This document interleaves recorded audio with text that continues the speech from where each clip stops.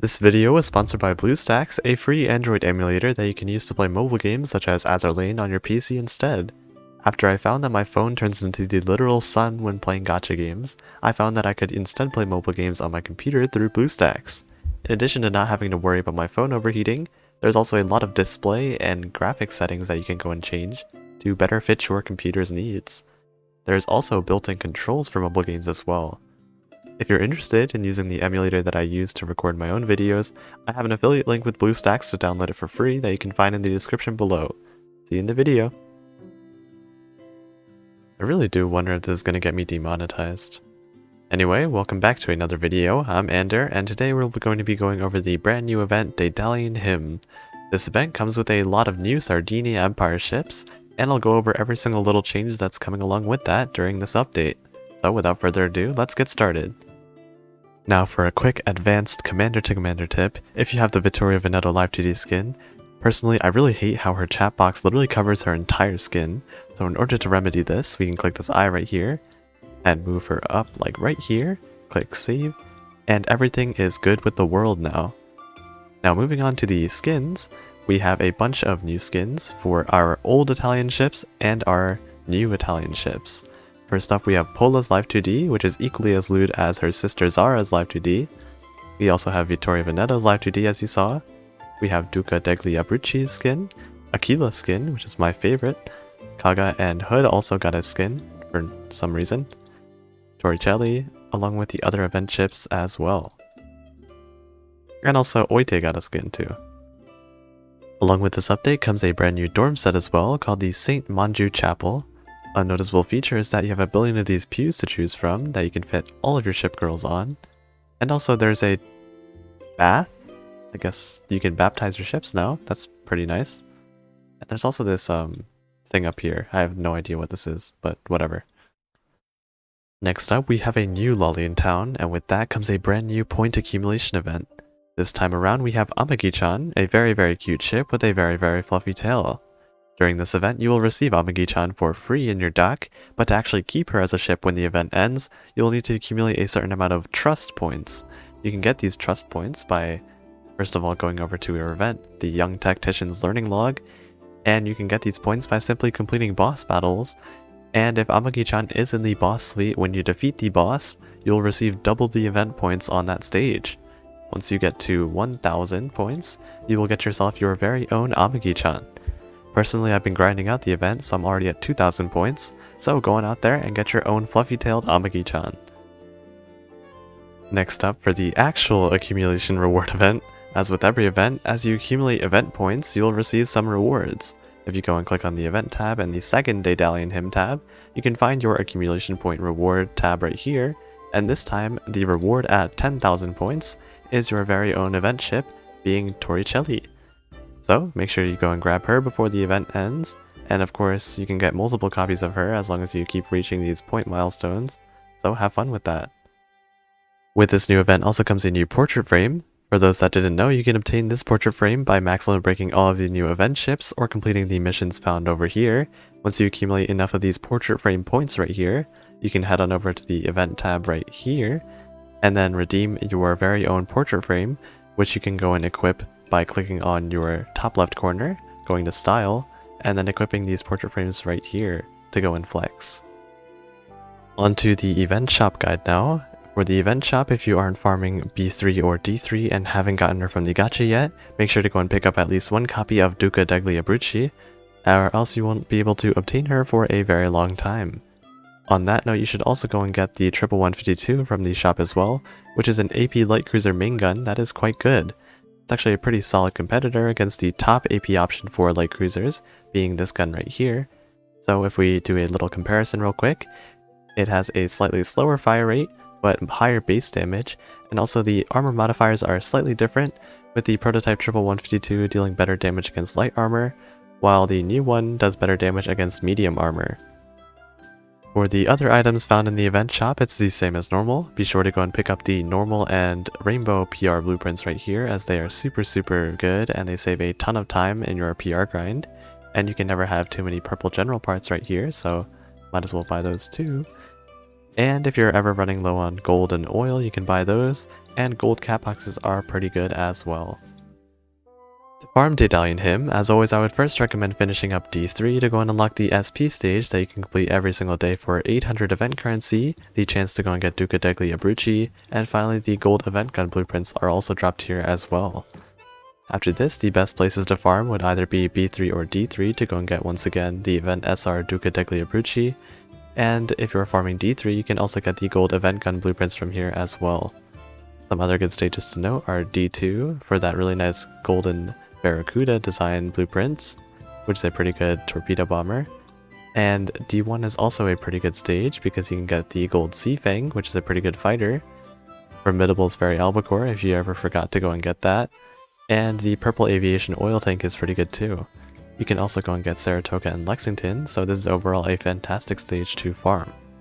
Onto the ship review section of the video. First of all, we had the flagship of the Sardinia Empire, a new super rare battleship being Vittorio Veneto. For her stats, she notably has pretty good ones. Most notably, she has the 4th highest health out of all battleships, and the 7th highest firepower. For skills, her first skill being the Eternal Flagship, she grants herself a 75% chance to fire a special barrage every 15 seconds of battle. In addition, if this barrage fails to activate, Veneto instead targets an enemy randomly and makes them take 10% more damage for 8 seconds. For Veneto's second skill, she increases the firepower, torpedo, and evasion of all Vanguard Sardinia ships by 15%.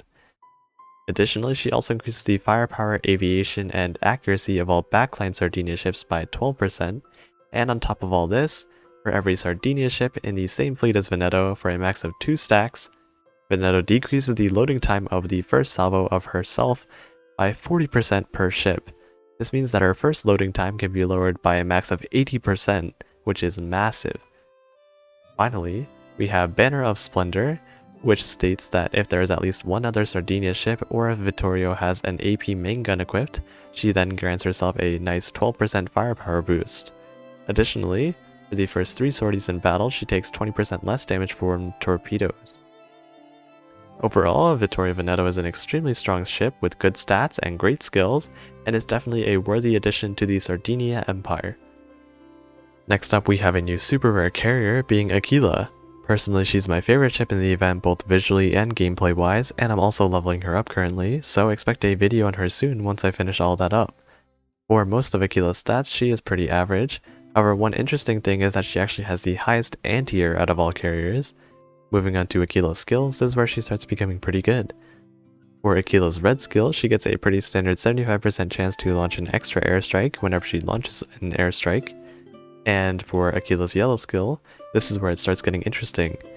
Once Aquila becomes max limit broken, as you can see over here, she actually has the option to go and equip dive bombers in her second gear slot. And if she does have a fighter in her second gear slot, she will go and heal the lowest percent HP ship in both the main and Vanguard fleet for 8% of their max health, and she will also generate a shield around those 2 ships that grants a 6% HP barrier of that ship's max HP that lasts for 5 seconds. However, if she instead has a dive bomber in the second slot, Aquila will instead start the battle off with a fully preloaded airstrike. She will decrease the loading time of her future airstrikes by 10% and increase her damage dealt by 8%. Overall, I would recommend using a dive bomber over a fighter in most scenarios, since the preloaded airstrike will drastically speed up the battles.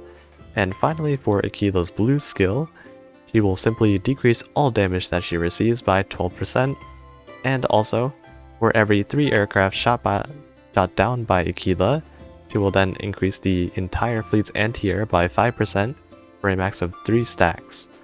Aquila may not have the best stats for a carrier, but her skills definitely make up for it. She is a very powerful carrier that can heal and shield on tougher stages, and can also be great for farming lower level stages with her preloaded airstrike. Personally, I'm leveling her up as fast as possible because I really want to see how good she gets. Moving on to our final super rare ship from the event, we have a new light cruiser whose name I've probably been saying wrong the whole time, and also whose name is really long, and also whose name is probably something like Luigi de Savoia Duca degli Abruzzi. She has pretty okay stats. In particular, one stat of note is her 6th highest HP stat out of all light cruisers. Onto her skills, her red skill grants her a nice 15% stat boost to her anti-air, evasion, and accuracy for the first 60 seconds in battle. She also gets a 70% chance to fire a special barrage whenever she fires her torpedoes. For her yellow skill, being Solemn Zealotry, she reduces the speed of her torpedoes by 1, which is honestly a good thing because her torpedoes will stay on the screen longer and have a higher chance of hitting something. In addition, her torpedo crit rate and torpedo crit damage is increased by 40%, and to top this all off, the loading time of her first salvo of torpedoes is reduced by a very massive 50%. Finally, for her blue skill, she reduces the damage taken from AP ammo from herself by 20%, and the torpedo damage taken by the frontmost Vanguard ship by 8%. Also, once per battle, when she falls under 30% of her HP, she creates a shield for herself that absorbs up to 5 torpedoes, and restores 3% of her max HP every 3 seconds for the next 10 seconds, meaning that she'll recover a max of 9% of her HP after 9 seconds. Wow, that is a mouthful. Although her overall stats aren't anything too amazing, her torpedoes are going to be pretty solid due to her yellow skill, and she will have some really good survivability due to her high HP and her red and blue skill buffs. Onto the elite ships, we'll be quickly going through them as there really isn't much to say other than that they're really cute. For Lolly number 1, being the first of the 3 destroyers in the event, we have Libeccio. Libeccio is a firepower focused destroyer that actually has average firepower. Her red skill, being the southwesterly wind, grants her a 30% chance to deploy a smokescreen if any ship other than herself in the fleet takes damage. For the blue skill, if there is any other Sardinia ship in the same fleet as her, she increases her own speed by 5 and her own anti-air and evasion by 15%. Next up, we have Lolly number 2 being Maestrale, another elite destroyer. She's extremely similar to Libeccio stat-wise and skill-wise, which is probably because they're from the same ship class. Now, Maestrale's blue skill, being now the northwesterly wind, grants herself a 30% chance to increase the evasion of all Sardinia ships in the fleet by 15% for 5 seconds whenever a ship in the fleet other than herself takes damage. In addition, she will also deploy a smokescreen that increases the evasion rate by 40%, and as always cannot stack with other smokescreen skills. For the red skill, Maestrale's red skill increases her speed by 5 and her firepower and torpedo by 15% if there are any other Sardinia ships in the same fleet as her. Finally, we have the last Lolly elite destroyer from the event, being Nicoloso da Recco. For some reason, the event gacha gave me about 9 copies of her, so I'll be max limit breaking her with no problem at all.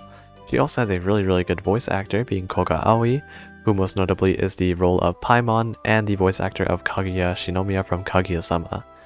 For Nicoloso herself, she almost has identical stats from the other 2 event destroyers, and for her skills, her blue skill increases her own anti-air and evasion by 15% for the first battles in a sortie. In addition, whenever an enemy is defeated when the ship is in battle, she will grant herself a 5% boost to her firepower, torpedo, and reload for a max of 3 stacks. Nicoloso's yellow skill then increases the damage taken by enemy light cruisers by 8% when she is afloat, and for some reason she also increases her own damage taken by 1%. Wonderful. Finally, we have our point accumulation reward being Torricelli, a very unique looking elite submarine with outrageously thick thighs. She's a pretty normal purple submarine, so if you're in need of one, you'll be able to go and fill that empty space with her until you get a super rare submarine. Now, Torricelli's one and only skill grants herself a really nice 15% damage boost against destroyers, and also when she resurfaces, she decreases her own damage taken by 30% and fires a special barrage at the enemy. She also has her all-out assault. With those ship reviews finished, that will bring an end to this Daedalian Hymn event guide. As always, if you found this information helpful, consider dropping a like and subscribing. Don't forget to press that notification bell for my future uploads as well, and feel free to leave a comment if you have any questions that need to be answered, and I'll try my best to reply. If you're interested, you can always join my Discord server if you need any advice or just want a place to relax. That's all for this video, so I'll catch you guys next time. Bye!